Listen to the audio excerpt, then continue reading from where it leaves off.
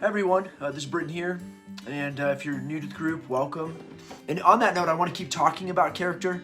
I think a few weeks ago we talked about manners, the importance of manners. It's not just about, kind of being polite and courteous and stuff like that.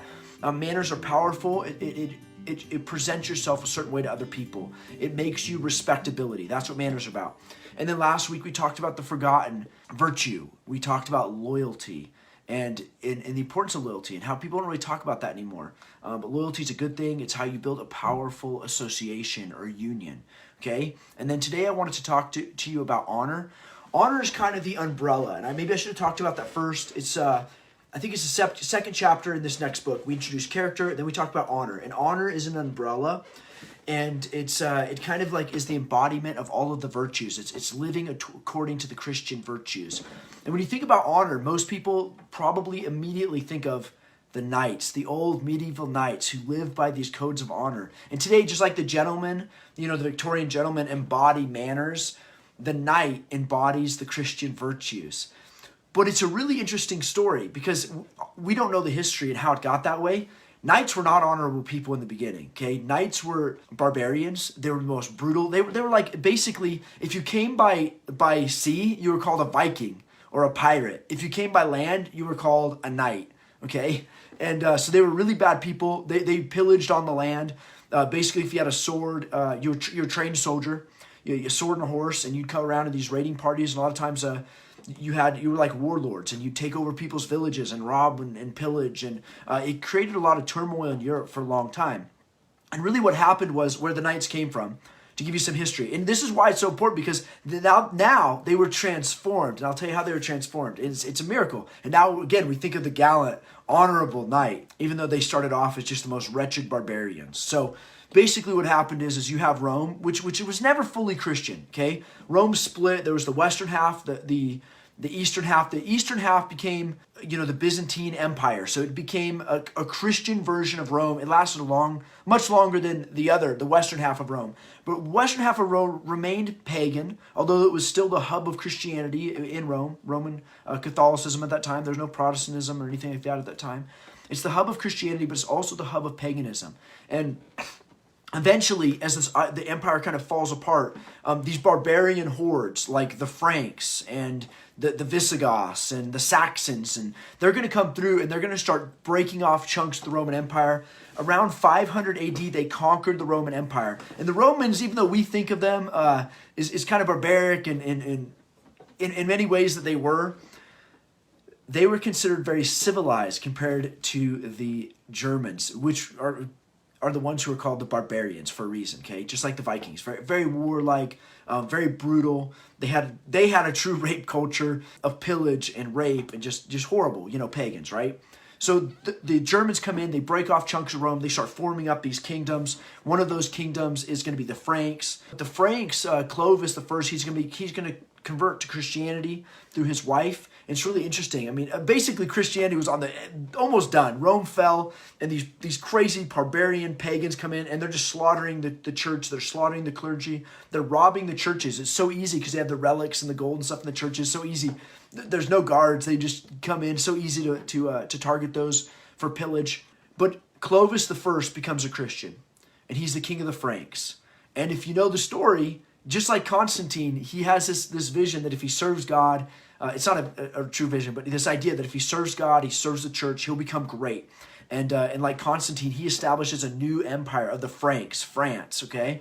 And it becomes this great and glorious empire. And the Franks, after they convert to Christianity, they go out and they basically conquer all of their foes. The last of them, I believe, is the Saxons, and Charlemagne conquers them. The Saxons, Anglo-Saxons, right?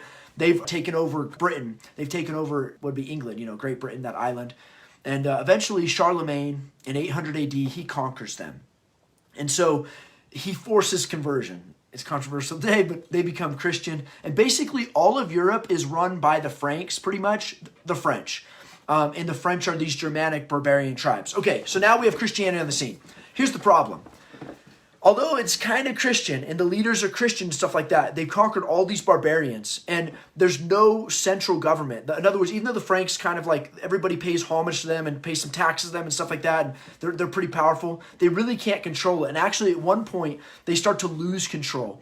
And these basically they set up these little warlords or these clans. So many of the people are still pagan. They're not practicing Christians. They've been conquered by the Christians, right? So they're Christian in name, like the country, but they're still barbarians. And there's no law and order throughout Europe. And so they form these little warlords. Everybody has a lord, maybe who has a castle, and they hire these knights, and they'll just go out and they'll pillage their neighbors because there's no unified country, there's no unified law. And so literally they're like the Vikings. The knights are the most dishonorable people. They'll come and steal everything you have, right before winter, and people were starving to death, and they were raping and pillaging and taking slaves, all this sorts of stuff. And so that is what although, again, it's kind of Christianized. Like if the Franks have given their fealty or loyalty to the church, the Catholic Church at this time. So the Catholic Church starts working to transform these barbarians, and they pass the peace of God and the truce of God. So they pass these two, and they're, at the time, they're revolutionary ideas, but really they just embody the Christian ideals. And it says that, okay, we're not outlawing all fighting right now, but we have to have some rules. There has to be some honor in it. It can't just be an opportunist, you're powerful, you see this old guy walking down the road, so it's easy target, so you got to slaughter him, you take his money. That's not what a Christian warrior is. And so they start transforming this idea of this noble Christian warrior. And so within this code of honor, for example, like in the dueling system, it says that you can't target a weaker person. You should fight someone on your level. That is honorable. So if you want to challenge somebody, it should be a fair fight. It shouldn't be opportunistic. It shouldn't be an assassination. It should be a fair fight. Oh, and by the way, you can't fight on Christian holidays, on feast days. And if you know that, again, this is all Catholicism at this point. I don't want to get into that. There's no other religion at that time, Christianity. Not mainstream anyway. So they have all these feast days in their calendar. And they say, by the way, you can't fight on those feast days. You can't fight on the Sabbath. You have to accept surrender. You have to offer mercy. If you've conquered the person, you don't continue to persecute them if they surrender and they give you your fealty. Okay, you won the battle. You don't have to take vengeance on these people and slaughter them. You should never target women and children and elderly people. You should never target civilians. So all of these things were new ideas that the Christian church introduced to the barbarians. And eventually, it's really amazing what happens because they were all these warring clans that just did turmoil. And really, it caused all sorts of issues of famine and disease and stuff like that because they were literally just changing hands. So this clan would come over here and rob and pillage and take all their resources right before winter. These people would starve, and then eventually these guys would come back and rob, pillage, and nobody could farm anymore. You didn't want to farm because these guys would come over, these barbarian knights, and they just set your fields on fire, burn it all. And so it was just disastrous throughout Europe. There was no wealth creation. Everybody had to get more and more soldiers because you didn't know when the clans were coming. So you had all these soldiers on watch that weren't productive, that weren't involved in trade or farming. And so the church is saying, wait a second, you guys are being silly. If we have these rules, if we can have some civility, a code of honor that we all agree to live by, we could prosper. And that's exactly what happens, okay? Eventually, the knights, the barbarians, the most savage of people, become the ideal warriors. They won't fight for money. So that was like one of the things in most of their pledges is they're not mercenaries. They don't fight for money anymore. They fight for honor. Many of them would take vows of chastity and all these different things that you think the barbarians, the Vikings, when would they care about that, right? And they become the icons of honor. And then what happens is even though when we study history, like medieval history and stuff, we always think about the wars. But actually, there's great periods of peace. And even when there isn't, in let's say France and England go to war with each other, many times there's a law of civility. So people like the farmers or the peasants and the clergy, they know that they're not going to be targeted. So they're able to go out and farm. And there's kind of this, even though there's some wars between them, there's this peace established throughout Europe. And then they become the hub of the Renaissance and technology, and they're able to go out and colonize. And then when the Muslim hordes from Africa, right, in the Turks and stuff, they start invading and they take over almost all of Africa. And they start encroaching into Europe and stuff like that. All of these Christian nations who are independent, who really should have no loyalty to each other, through this code of Christian honor, they say, wait a sec, we have to come together to protect the church. And so they were actually able to beat back the Turks and of course, the Crusades and stuff like that, which doesn't have a great name, but if you study the Crusades, It's not the way that the liberal universities have I wouldn't call it whitewashed it. The opposite. They slandered the Crusades and made it like these horrible, the Christians were coming in with the sword to spread the gospel. Quite the opposite. They were actually defending themselves from the invading hordes, Muslim hordes, who'd actually taken Jerusalem, who had invaded Constantinople.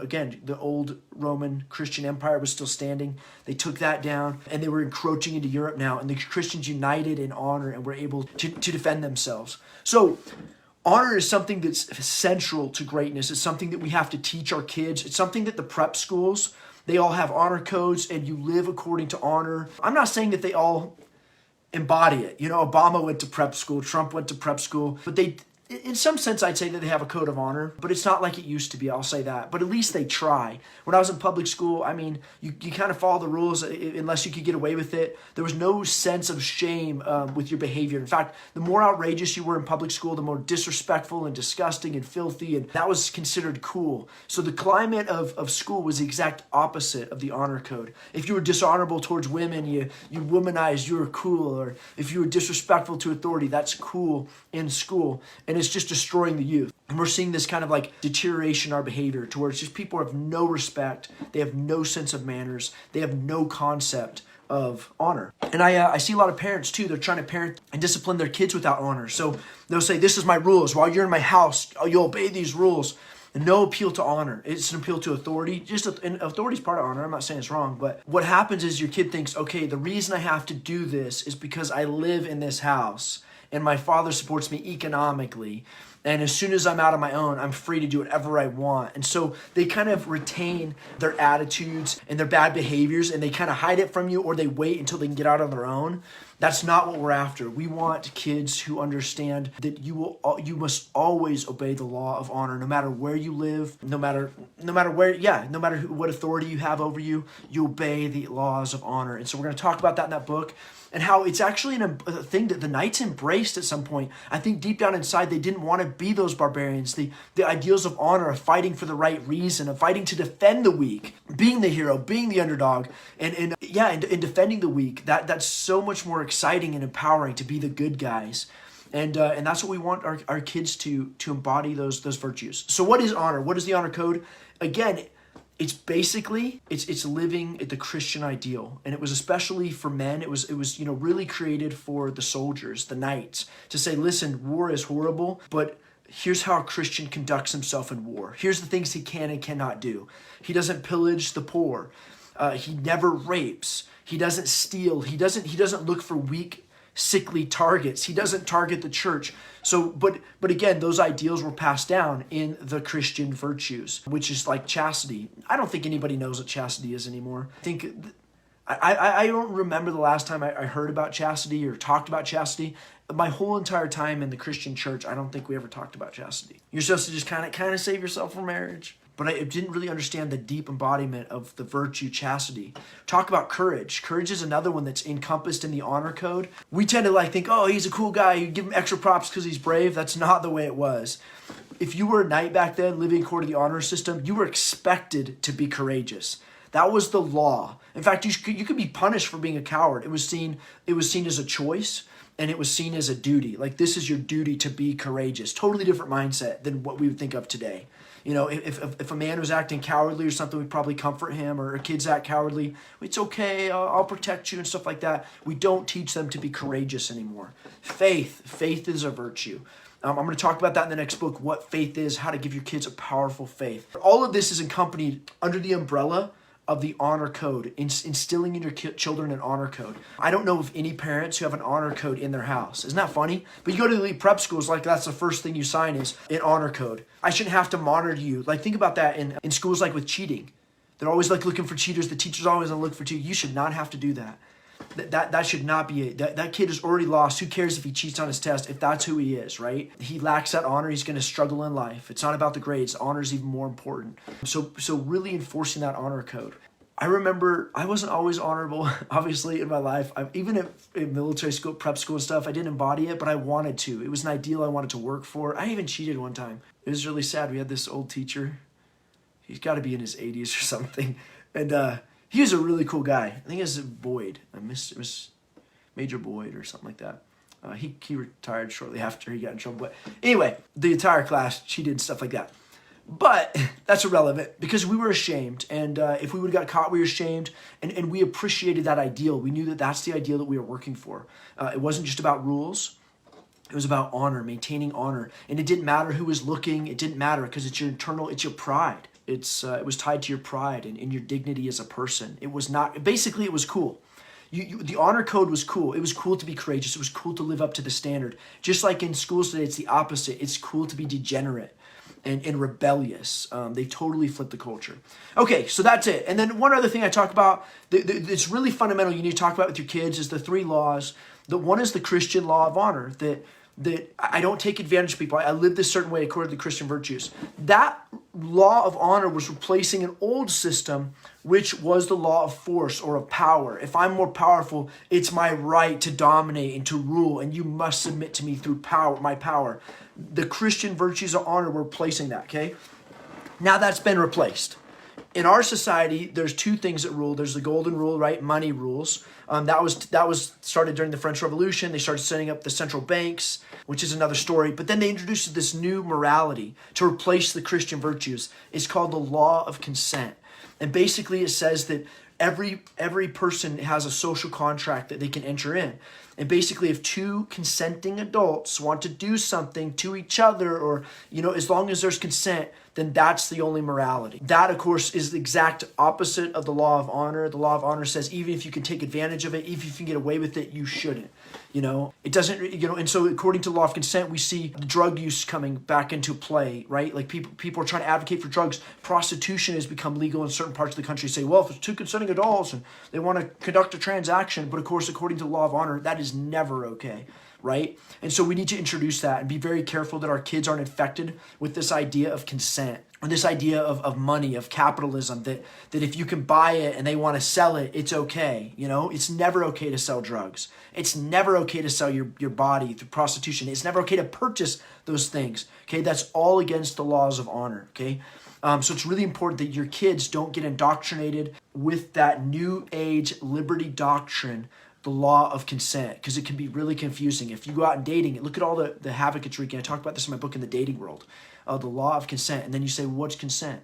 It becomes very blurry. Maybe she consented because she felt bullied or frightened, or maybe she truly believed you loved her, but you didn't. So is it still consent? You've taken advantage of it. You tricked her. So it's creating all this havoc. But if you just roll it back to the Christian law of honor, life is so much more simpler. It's so much better for your kids. And I think everybody understands why the rule of power no longer applies. We don't embrace that. But I think most people are confused. And we think we were founded as a Christian nation, so the law of consent must be kind of Christian, and it's a recognition of these rights, and it's not. It comes from pagans. It's very wicked. It's an amoral worldview. So, all right, guys. I don't want to ramble anymore. I talk about a lot more in the book. Introduce your kids to honor. Have an honor code in your home. I talk about how to form the honor code in my book a little bit more, give you some examples of what an honor code looks like, how to introduce it to your home. But that is the goal. We can't set rules for our kids forever. The society we live in, we have no control over them after they turn 18. According to the law, I still have authority over my kids. But according to man's law, the U.S., I have no authority of them. I have to instill that code of honor so that honor will rule over them, so that we go out there on their own and they no longer have to obey. Like the law says, they can do whatever they want to a consenting adult. I don't say that as a father, of course, but that's what the law says. But I want them to know you're not under that law. You're under God's law, the law of honor. And if it can transform the barbarians, the most wicked people, most wicked, like a true rape culture, okay? Truly rape culture. If it can transform them and make them these idealistic knights that we still embody today, that we still look back. Thank you, guys. Hey, Sharon. If it could transform the knights then, and we look back even all these years later, all this so-called progress and stuff, yet we look back to the medieval knights as like the highest ideal of these honorable warriors, soldiers, men, right? If it could transform them, it could transform your kids' behavior in the home. Introduce honor. I'll talk about how to do that in the book. It should be out this month. It'll be out this month, okay? Talk to you guys later.